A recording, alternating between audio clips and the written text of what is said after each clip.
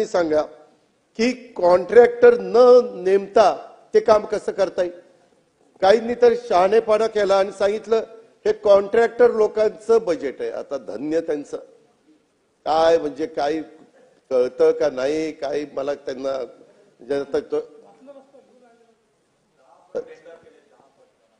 Tender 10 पट दिले तर दाखवा ना की बाबा हे टेंडर असं असताना 10 पट दिलंय, आम्ही त्याची चौकशी करू ना।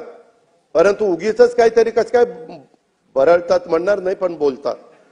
अध्यक्ष महोदय, मला मुद्दाम सांगितलं पाहिजे एक उदाहरण अध्यक्ष महोदय मी ह्या निमित्तानं राज्याला देतो। रस्त्यांचं जाळं वाढलं तर कंपन्यांच्या उत्पादकतेमध्ये वाढ होते हे सांगायला म्हणजे कुणी शेंबड पोरग देखील ते सांगेल।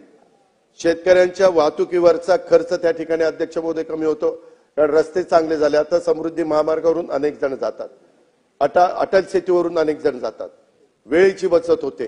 कितीतरी कोस्टल रोड वरून जातात, बांद्रावरी सिलिंग वरून निघालं तर जिमखाना आपला पोलीस जिमखान्याला आपण 7 मिनिटांमध्ये येतो।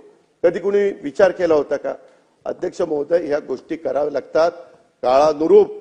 जशा पद्धतीने लोकसंख्या वाढेल, जशा पद्धतीने लोकांची मागणी येईल, काय साधारण बदल केले पाहिजेत हे विजन तर राज्यकर्त्यांचं असलं पाहिजे अध्यक्ष महोदय, तर राज्य पुढे त्या ठिकाणी जाईल। आणि तशा पद्धतीनं इंधनावरील राज्याचा देशाच्या परकीय चलनात बचत, राज्याच्या अर्थव्यवस्थेमध्ये अध्यक्ष महोदय वाढ त्या ठिकाणी होते। मी पुढे येणार आहे की आपलं स्थूल उत्पन्न किती वाढलेलं आहे।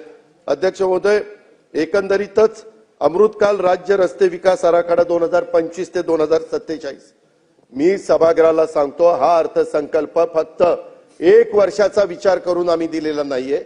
उद्याची 5 वर्ष 2024 ते 29 आणि ती 5 वर्ष अशी आहेत की त्याच्यामध्ये कुणी जरी गमतीनं जरी म्हणलं की अमक्यानी मुख्यमंत्री व्हावा, तमक्यानी मुख्यमंत्री व्हावा, आम्ही पाठिंबा देतो। तुमच्याकडे माणसंच नाही, कशाचा पाठिंबा देतात? 20 टाळकी असताना, 15 टाळकी असताना, 10 टाळकी असताना नाही। मग एक मिनिट, तसं नाही। तुम्ही पण बोलत असताना काही जण का बोलले? मी मगाशी पण म्हणालो होतो, मी नेहमी सन्माननीय सदस्यच म्हणतो। पहिल्यांदा तुम्ही नव्हता, परंतु सन्माननीय सदस्य भास्करराव जाधव आणि मग इतर सगळे सन्माननीय असं म्हणून तेवढं ते सन्माननीय असं नाही। मग तुम्ही पण बोलत असताना काही पण बोलायचं मुख्य। आता हा एक तर तुम्हाला भास्करराव माहितीये, 5 वर्ष ह्या सरकारला ब्रह्मदेव आला तरी कोणी धक्का लावू शकत नाही। मी अध्यक्ष महोदय हे सगळे बोलत असताना मी कधी त्यांना डिस्टर्ब केलं नाही, गप खाली मान घालून ऐकत होतो। ते मला इकडून मारत होते, तिकडून मारत होते, मी आपलं करत होतो। अध्यक्ष महोदय, गरीब विचारच आहे ना, म्हणून तर इथं बसलोय। अध्यक्ष महोदय, मला विश्वास आहे